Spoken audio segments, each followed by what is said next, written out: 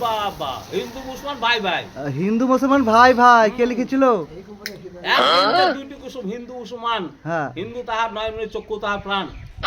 নজরুলের বক্তব্য। হ্যাঁ নজরুল কে? নজরুল কে? উনি তো ভারতবর্ষের একজন নাগরিক। তো ভারতবর্ষ নাগরিক সেই কথা মানলো কে? তুমি মানছো? তুমি তো মানো না, তো আমি মানবো কেন?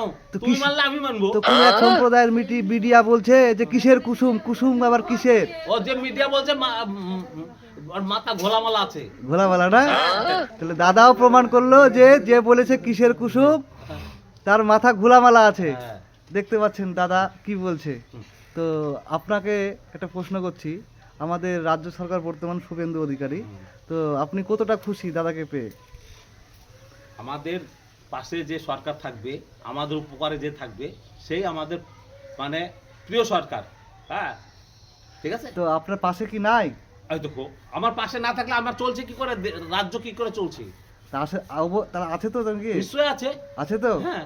ঠিক আছে। যাই হোক দাদা বলেছে শুভেন্দু অধিকারী, হ্যাঁ আমাদের বর্তমান মুখ্যমন্ত্রী, হ্যাঁ পাশে আছেন।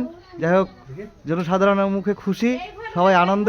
যাই হোক শুভেন্দু অধিকারী স্যার, আপনাকে বলছি হ্যাঁ মানুষের জন্য আরো ভালো কাজ করুন, মানুষ আপনাকে ভালোবাসবে, তাই তো?